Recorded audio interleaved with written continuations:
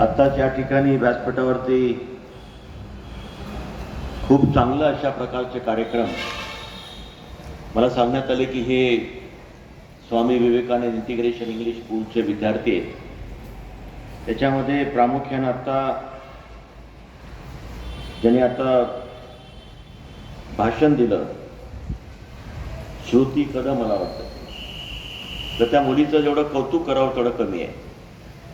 त्या मुलीनं सर्व भाषेमध्ये म्हणजे संस्कृतमध्ये विचार मांडले, इंग्लिशमध्ये मांडले, मराठीमध्ये मांडले आणि अत्यंत प्रभावीपणे मांडण्याचं काम या ठिकाणी श्रुती कदमनं केलेल्या निश्चितपणे ते भविष्यामध्ये खूप मोठ्या अशा प्रकारच्या पदावर जाईल अशा प्रकारच्या शुभेच्छा करत होते.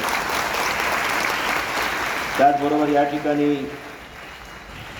ज्या विद्यार्थ्यांनी संगीत टीचर श्रीमान ज्ञानेश्वर जाधव, तेजस धुमाळ, किरण लकडे आणि त्या माध्यमातून जे टीचर मॅडम शास्त्री मॅडम मला वाटतं संस्कृतचे टीचर, या सर्वांनी आपल्या विद्यार्थ्याकडनं ज्या प्रकारचं गीत बसवण्याचं काम मला वाटतं बहुतेक शास्त्री मॅडमने केलेलं असावं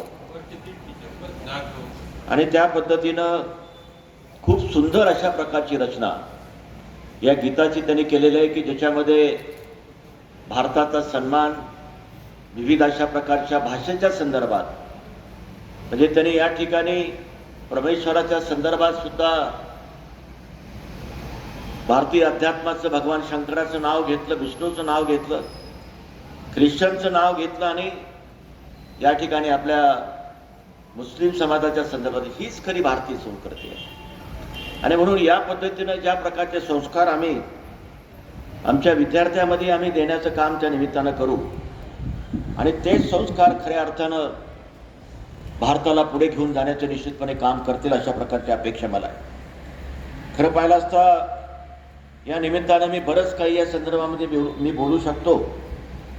आत्ताच बोलत असताना शिंदे सरांनी जर सांगितलं की आपण बघितलंय की भारतामध्ये आपल्यावरती या ठिकाणी सत्ता गाजवण्याचं काम आपण बघितलं असेल की बोगडाने केलं, इंग्रजांनी केलं, निजामाने केलं, विशेषतः आपल्या या मराठवाड्यामध्ये, आणि त्याला विरोध करण्याचं काम, त्याला उद्ध्वस्त करण्याचं काम पुरातन काळापासून जर तुम्ही बघितलं असेल तर छत्रपती शिवाजी महाराज 11 माळव्याच्या जोरावरती स्वराज्याची स्थापना करण्याचं त्याने शपथ घेतली रोडेश्वर मंदिराच्या समोर आणि त्याने मोगल्यासारख्या बलाढ्य अशा प्रकारच्या शक्तीला सुद्धा हाकलून देण्याचं काम त्या माध्यमातून केलं. छत्रपती या निमित्तानं संभाजी महाराज असतील, शाहू महाराज असतील, त्याचप्रमाणे महाराणा प्रताप असतील, झाशी की राणी लक्ष्मीबाई असेल आणि त्याचबरोबर बाबू गेनू असतील, या सर्वांनी आपल्या स्वतःची आहुती देऊन या माध्यमातून मोठा अशा प्रकारचा त्याग करून या ठिकाणी या सर्व अशा प्रकारच्या नदभरट टोकाला दूर करण्याचं काम त्यांनी त्या माध्यमातून केलं. आपण पाहतोय की महात्मा ज्योतिबा फुले, स्वामी विवेकानंद, स्वामी दयानंद, संत तुकाराम, संत रामदास आणि त्याचबरोबर त्यानंतर महात्मा गांधी असतील, डॉक्टर बाबासाहेब आंबेडकर असतील, पंडित जवाहरलाल नेहरू असतील, गोळवळकर जे असतील, स्वामी रामानंद तीर्थ असतील आणि या लोकांनी सुद्धा स्वातंत्र्यासाठी स्वामानंद तीर्थचं तुम्हाला कदाचित माहिती असेल की मराठवाड्यामध्ये स्वामी रामानंद तीर्थांनी ज्या प्रकारचा त्याग केला आर्य समाजच्या माध्यमातून आणि त्या पद्धतीनं प्रचंड मोठं अशा प्रकारचं काम त्यांनी करण्याचं काम त्या माध्यमातून केलेलं आहे. आणि म्हणून अनेकांनी अशा प्रकारचं बलिदान देऊन या ठिकाणी भारताला आज तुम्हाला आम्हाला अशा प्रकारचे स्वातंत्र्याचे दिवस आणण्याचं काम त्यांनी केलं. त्याबद्दल या सगळ्या महामानवाला मी कोटी कोटी अशा प्रकारचे धन्यवाद देतो आणि त्यांना विनम्र अशा प्रकारचं अभिवादन करतो. आपण पाहतोय की आज आपला देश या माध्यमातून आपण बघतोय की आज भारताच्या संदर्भामध्ये अत्यंत गरीब अशा प्रकारचा देश, अशिक्षित अशा प्रकारचा देश, गुलामगिरीमध्ये राहणारा देश अशा प्रकारचं सांगितलं जात होतं. परंतु तुम्ही बघितलं असेल की ज्यावेळेस मोगलाचा सम्राट छत्रपती शिवाजी महाराजाला आग्र्याला ज्यावेळेस त्यांनी बोलवलं आणि त्या ठिकाणी त्यांचा अपमान करण्याचा प्रयत्न केला, त्यांना सैनिकाच्या लाईनमध्ये उभा केलं आणि त्यावेळी छत्रपती शिवाजी महाराजाचा जो बाणा होता, जो स्वाभिमान होता, जो हे धारिष्ट्य होतं, त्यांनी त्या सभागृहामध्ये सुद्धा दाखवण्याचं काम केलं. तशा पद्धतीनं दाखवून त्यांनी वेगळ्या प्रकारचं मोगलांना जसं दाखवून देण्याचं काम त्या माध्यमातून केलं.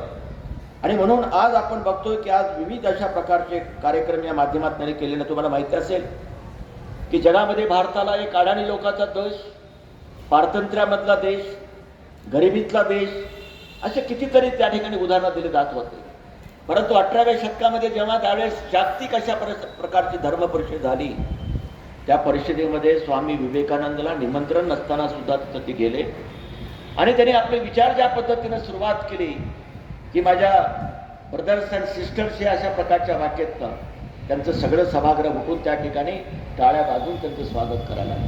आणि त्यावेळेस जगाला कळालं की भारत एक समर्पित भावनात काम करणारा, त्रिलोकाचं कल्याण करणारा, राष्ट्र उभारणी करणारा, मानवतेचं कल्याण करणारा, या प्रकारच्या विचारातनं काम करणारा भारत आहे.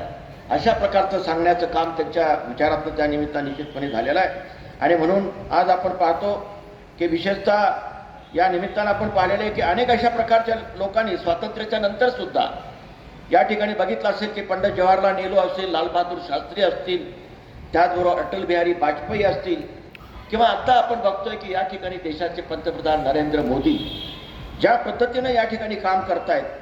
आपण बघितलं असेल की गेल्या 11 वर्षांमध्ये या ठिकाणी त्यांनी ज्या प्रकारची प्रतिमा जगामध्ये निर्माण केली की एक चारित्र्य संपन्न अशा प्रकारचा नेता, एक निडर अशा प्रकारचा राष्ट्रभक्त विचार असणारा नेता, आणि नुसतं भारताचंच कल्याण नाही तर त्रिलोकाचं कल्याण करण्याची भावना ठेवून, जगातल्या सर्वांचं कल्याण करण्याची भावना ठेवून काम करणारा अशा प्रकारचा एक जागतिक नेता, अशा प्रकारची प्रतिमा निर्माण करण्याचं काम नरेंद्र मोदीने या ठिकाणी केलं. म्हणून जगातल्या जवळपास 78% लोक त्यांना या ठिकाणी मानण्याचं काम करतायत. आणि म्हणून मी आपल्या सर्वांना या निमित्तानं सांगू इच्छितो की तुम्ही बघितलं असेल की 2014च्या अगोदर भारत देश हा 13व्या क्रमांकावरती होता जगामध्ये.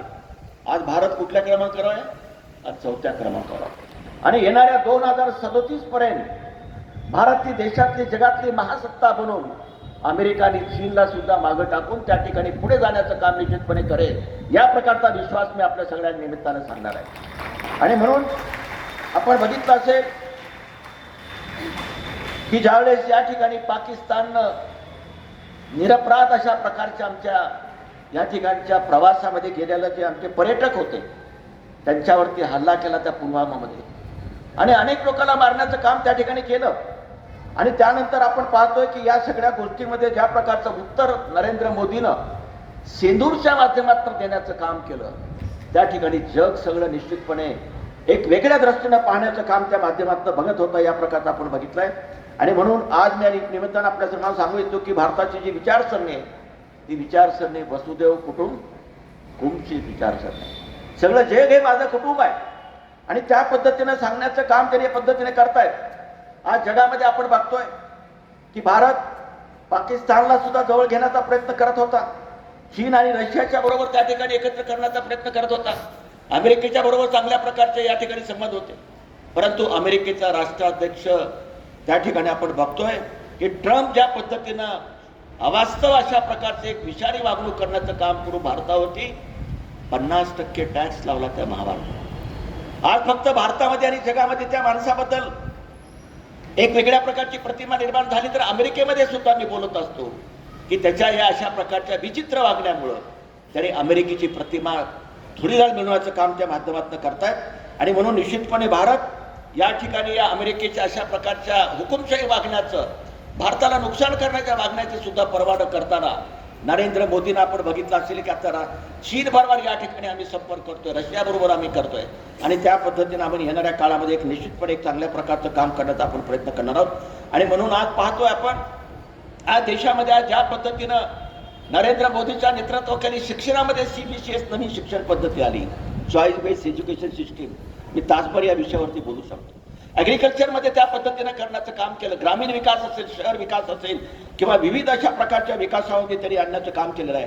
आणि इथं बसलेल्या तमाम माझ्या शिक्षक बांधवांना आणि आमच्या सगळ्या पालक आहेत आमच्या, मी येणारा सांगू इच्छितो की येणारा काळ या ठिकाणी जगामध्ये सर्वात जास्त अशा प्रकारचा शक्तिमान माणूस कोण आहे? ज्याच्या ताब्यात पैसा आहे तो आहे? नाही आहे. ज्याच्या हातात सत्ता आहे तो आहे? नाही आहे. ज्याच्या डोक्यामध्ये बुद्धी आहे तो सगळ्या जगावरती राज्य करेल. आणि म्हणून जगावरती आज कोणाचं राज्य आहे? बहुतेक संपदेचं राज्य आहे. ज्याच्या डोक्यात बुद्धी असेल तर संपूर्ण जगावरती राज्य करेल. आज तुम्ही पाहताय की या ज्याला आपण काय म्हणतो आर्टिफिशियल इंटेलिजन्स म्हणतो, याच्या माध्यमातून ज्या प्रकारची क्रांती संपूर्ण जगामध्ये होती आहे, त्या क्रांतीच्या बाबतीमध्ये आपण बघितलं असेल की येणाऱ्या काळामध्ये सौर ऊर्जाच्या बाबतीमध्ये असेल, इलेक्ट्रिकल व्हेकलच्या बाबतीमध्ये असेल, या सगळ्या गोष्टी निश्चितपणे या माध्यमातून जगामध्ये प्रभुत्व गाजवण्याचं काम त्या निमित्तानं करतील. आणि म्हणून इथं बसलेल्या तमाम आमच्या या ठिकाणच्या गुरुजनांना मी सांगू इच्छितो की फक्त सिलेबस तुम्ही वाचून तुमचं पोट भरणार नाही, आमच्या विद्यार्थ्यांना आम्ही गुणवान या ठिकाणी करणार नाही. आज आमचे विद्यार्थी जगामध्ये सर्वात जास्त हुशार तरुण कुठं आहे तर तो भारतामध्ये आहे. सर्वात जास्त तरुण कुठं आहे तर ते भारतामध्ये आहेत. आणि त्याला जर गुणवान बनवायचं असेल अधिक आणखीन यापेक्षा, तर तुम्हाला पहिल्यांदा गुणवान बनावं लागेल.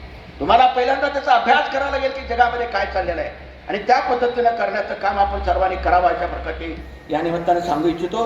आणि म्हणून असे अनेक अशा प्रकारचे प्रयत्न आहेत की त्या माध्यमातून आज देशाला पुढे घेऊन जाण्याचं काम मोठ्या पद्धतीने करतायत.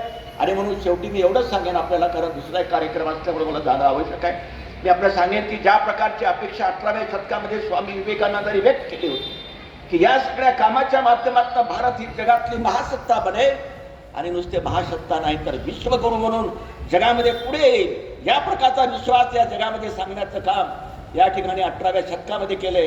आणि त्याला पूर्ण करण्याचं काम निश्चितपणे या ठिकाणी नरेंद्र मोदीच्या माध्यमातून होईल अशा प्रकारची अपेक्षा व्यक्त करतो. आणि पुन्हा एकदा या ठिकाणच्या आयोजकांना मी मनापासून धन्यवाद देतो की खूप चांगलं या ठिकाणी कार्यक्रम आयोजित केला. पावसामुळं आपल्या अडचणी झाल्या, पावसामुळे आमच्या पालकाला सुद्धा तिथं उभं राहावं लागले. खरं म्हणजे सगळ्याला बसण्याची व्यवस्था करता आली, ती पण पाऊस असल्यामुळं थोडंसं अडचण या ठिकाणी झाली. आणि म्हणून याच पद्धतीनं खऱ्या अर्थानं हे जे आमचं या ठिकाणी शिक्षण क्षेत्र आहे, एक शिक्षण क्षेत्र मानवाला घडवण्याचं क्षेत्र आहे, देशाला घडवण्याचं, जगाला घडवण्याचं, मानवाचं या ठिकाणी ते लोकांचं कल्याण करणार आहे. आणि म्हणून त्याच्यामध्ये सत्वाची सत्व अशा प्रकारची परीक्षा ठेवून या ठिकाणी एक शेवटचा विचार सांगून मी माझ्या विचाराला या ठिकाणी आराम देतो. मित्रांनो, मी आपल्याला पूर्वी मी सांगितलेलं आहे की देशामध्ये आणि जगामध्ये 3 लोकांकडे पाहिलं जातं, आणि सर्वात श्रेष्ठ कोणाचा दर्जा असेल तर तो गुरुजनाचा. आणि इतर ठिकाणी देशामध्ये कदाचित नसेल, पण भारतामध्ये आईवडिलापेक्षा सुद्धा जास्त मानण्याचं काम गुरुजनाला करतात, त्यानंतर गुरुला करतात, आणि त्यानंतर आईवडिलांना करतात. आणि म्हणून गुरुजनांना या ठिकाणी आदर्शवान व्यक्ती मेला तरी चालेल, परंतु आदर्शवंत राहायला पाहिजे, कारण त्या आदर्शावरती आधारित समाज चालतो, त्याला टिकवण्याचं काम आपण करावं अशा प्रकारची अपेक्षा व्यक्त करतो. आणि पुन्हा एकदा आपल्याला आजच्या या 15 ऑगस्टच्या स्वातंत्र्य दिनाच्या निमित्ताने लाख लाख अशा प्रकारचे शुभेच्छा देतो. जय हिंद, जय भारत.